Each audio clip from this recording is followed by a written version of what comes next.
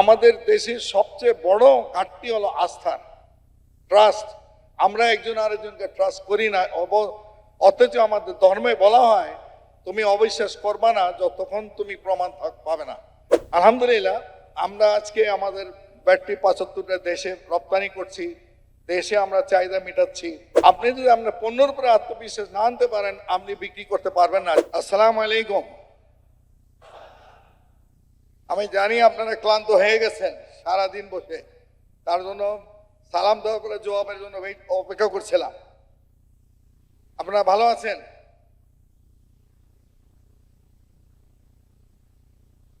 আমি কিন্তু খুব নার্ভাস আছি। কেন জানেন? যে এটা হলো আমার প্রথম এত বড় মাহফিলে দাঁড়ায় কথা বলা। আমরা কথা বলি আমাদের কোম্পানি প্ল্যাটফর্মে, ছোট ছোট প্ল্যাটফর্মে। আলহামদুলিল্লাহ, এখানে আল্লাহ যেন আমাকে সাহস দেন। আমি রাব্বি ইশরাহ লি সাদরি ওয়া ইয়াসসির লি পড়ে দাঁড়াইছি, বাকি আল্লাহ মালিক, ইনশাআল্লাহ।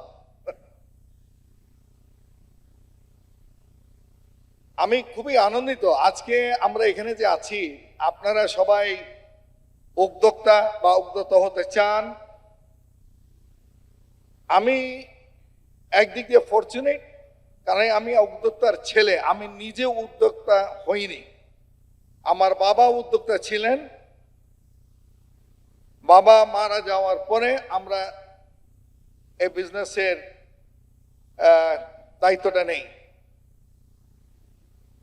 আমি আমার স্টোরিটা এভাবে বলি, গল্পটা বলি, এটা হয়তো আপনাকে হয়তো হেল্প করতে পারে, সাহায্য করতে পারে। আমার বাবা কিন্তু 7 বছর এতিম হয়ে গেছিলেন। ওনাকে ওনার মামা ওনাকে দেখাশোনা করেন। এক পর্যায়ে উনি ব্যবসা শুরু করলেন। আলহামদুলিল্লাহ, আজকে রহিম আফরোজ বাংলাদেশে কয়েকটা হাতে গোনা কোম্পানির মধ্যে আজকে আমরা গত এপ্রিল মাসে 70 বছর অতিক্রম করেছি। আলহামদুলিল্লাহ, বাংলাদেশে 70 বছর বা এর ঊর্ধ্বে কোম্পানি কিন্তু বেশি নাই, হাতে গোনা কয়েকটা কোম্পানি। আমরা কি করি আপনারা জানেন কিনা জানি না। আমরা গাড়ির ব্যাটারি তৈরি করি। আমাদের একটা আমরা রিনিউয়েবল এনার্জি, যেটা সোলার, সৌর বিদ্যুৎ ব্যবসায় আছি। আমরা অল্টারনেটিভ এনার্জি বিজনেসগুলোতে আছি, যেগুলো সাধারণত যে বিজনেসগুলো আপনি দেখেন সেই বিজনেসের মতন না। আমি এগুলো আমাদের স্টোরি এই কারণে শেয়ার করছি যে কিছুক্ষণ আগে শুনলাম মি টু প্রোডাক্টস, সবাই যা করছে আমি তাই করব। আমার বাবার একটা আদর্শ ছিল যে আমরা যেই ব্যবসাই করি না কেন তার একটা সামাজিক অবদান থাকতে হবে। অনেকেই ব্যবসা করে শুধু টাকা টাকা টাকা। আমরা ব্যবসা করি, টাকা তো অবশ্যই প্রয়োজন, টাকা ছাড়া তো কিছু হবে না, কিন্তু টাকার সাথে সাথে সামাজিক একটা অবদান রাখতে হবে। আমাদের এই আদর্শে আমরা বড় হয়েছি এবং আপনি আমাদের প্রত্যেকটা ব্যবসাতেই আপনি দেখবেন যে আমরা পরিবেশ বান্ধব, আমরা কাস্টমার কমিটমেন্ট। আমাদের প্রত্যাশাটা খালি আপনাকে শোনাই, কারণ আমাদের প্রত্যাশাটা হলো যে আমরা প্রশংসিত এবং বিশ্বস্ত প্রতিষ্ঠান হইতে চাই নৈতিকতার সাথে এবং গ্রাহক সেবার মাধ্যমে, এবং আমাদের সাথে যারা থাকবে তাদের জীবন মান যেন উন্নয়ন হয়, এটা হলো আমাদের প্রত্যাশা। এবং এই প্রত্যাশাকে ভিত্তি করে আমাদের কিছু মূল্যবোধ আছে। আমাদের যে 3-3.5 হাজার আমাদের কোম্পানি যারা আছেন, এই আদর্শের সাথে মিল না থাকলে তারা আমাদের পরিবারের সদস্য না, এখানে আপোষহীন। আলহামদুলিল্লাহ, আমরা আজকে আমাদের ব্যাটারি 75টা দেশে রপ্তানি করছি, দেশে আমরা চাহিদা মেটাচ্ছি। এর মধ্যে 85তে সৌর বিদ্যুৎ যখন আমরা নতুন করে নিয়ে আসলাম, একটা ছিল আমরা যে ব্যবসাতে যেন যাই সেখানে যেন একটা অবদান থাকে। সৌর বিদ্যুতের আমাদের স্লোগান ছিল বাংলার ঘরে ঘরে বিদ্যুৎ। আপনার সৌর বিদ্যুৎ সম্বন্ধে জানেন কিনা জানি না, বাংলাদেশ কিন্তু 1 নম্বর বিশ্বে সৌর হোম লাইটিং সিস্টেমে। এটার সূত্র কিন্তু আমরা সৃষ্টি করেছিলাম আলহামদুলিল্লাহ এই দেশে। ঘরে অন্ধকার, ঘরে যখন আলো যাবে অবশ্যই সেখানে একটা উন্নতি হবে, শিক্ষা আসবে, কর্মসংস্থান আসবে এবং জাতীয় উন্নয়ন যেই সব জায়গায় আলো গেছে আপনি দেখবেন তাদের পরিবেশ কিন্তু পরিবর্তন হয়ে গেছে। আমরা তারপরে গেলাম এই আপনার সুপার মার্কেটে। আমাদের যখন 90 সনে যখন উন্মুক্ত বাজার হয়ে গেল আমরা একটু দুশ্চিন্তায় ছিলাম। এগুলি শেয়ার করছি যাতে আপনার চিন্তাধারা দুশ্চিন্তা। আমাদের পাশের দেশ ইন্ডিয়া, এত বড় দেশের সাথে আমরা আমাদের ইন্ডাস্ট্রি টিকাইতে পারবো কিনা। তখন আমরা সিদ্ধান্ত নিলাম আমরা সুপার মার্কেট যাব। সুপার মার্কেটে কি হয়, এটা একটা মুদির ব্যবসা, খাদ্যপণ্য, প্রয়োজনীয় জিনিসপত্র, নিত্য প্রয়োজনীয় জিনিসপত্র সেখানে আমরা করব।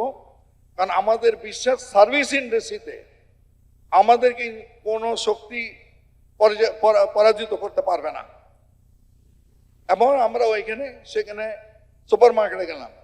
আমরা কি কি প্রমিস নিয়ে গেছি, যে কিছুক্ষণ আগে বলো তোমার সার্ভিসে কি ভ্যালু দিচ্ছ।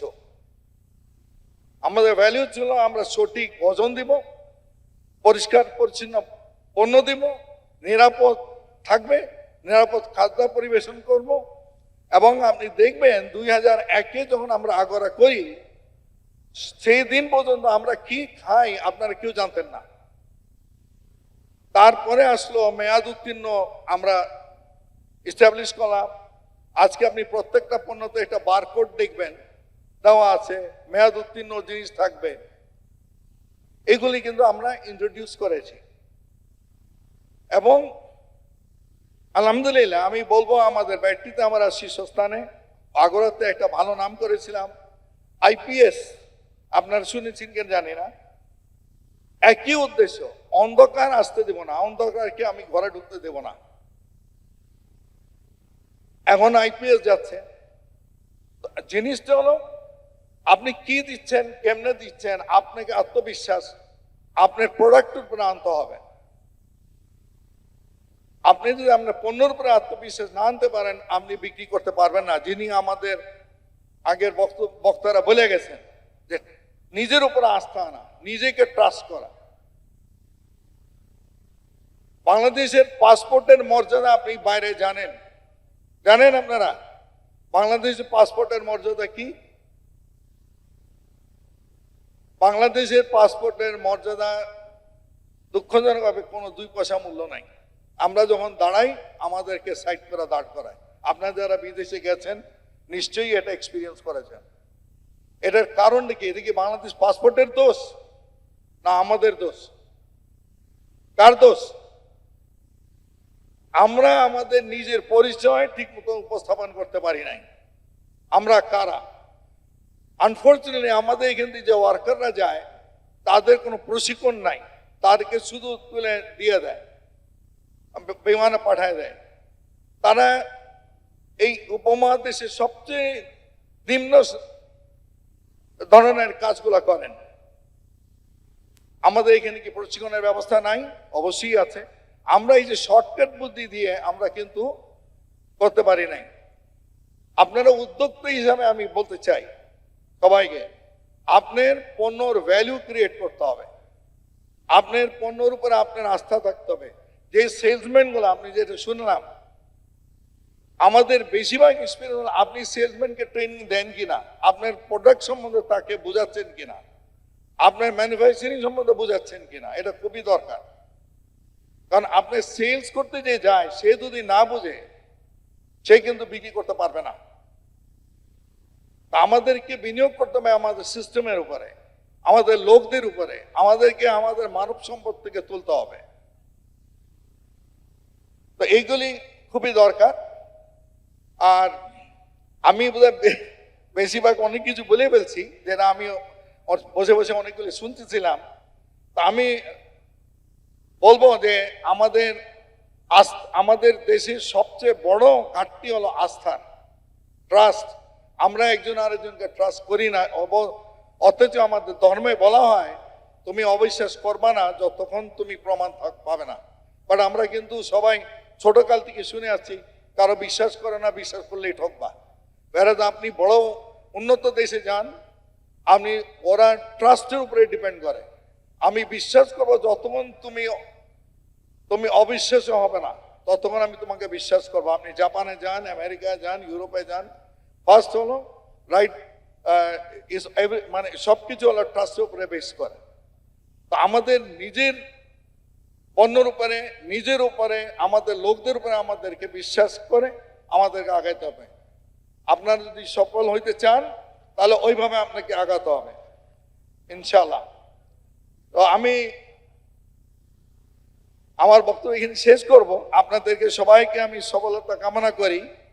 আমার দোয়া থাকবে, আপনারা দোয়া করবেন যাতে আমরাও সুস্থ থাকি, ভালো থাকি। আল্লাহ আমাদেরকে সবাইকে ভালো রাখুক, আমিন। আসসালামু আলাইকুম। ধন্যবাদ জনাব নিয়াজ রহিম, ম্যানেজিং ডিরেক্টর রহিম আফরোজ গ্রুপ। ওনাকে সম্মাননা ক্রেস্ট প্রদান করবেন আমাদের আজকের অনুষ্ঠানের যারা টাইটেল স্পন্সর, সেই জনপ্রিয় ইংলিশ থেরাপির ফাউন্ডার জনাব মোহাম্মদ সাইফুল ইসলাম প্লিজ, এবং কওমি উদ্যোক্তা ফাউন্ডার রুকন রায়ান।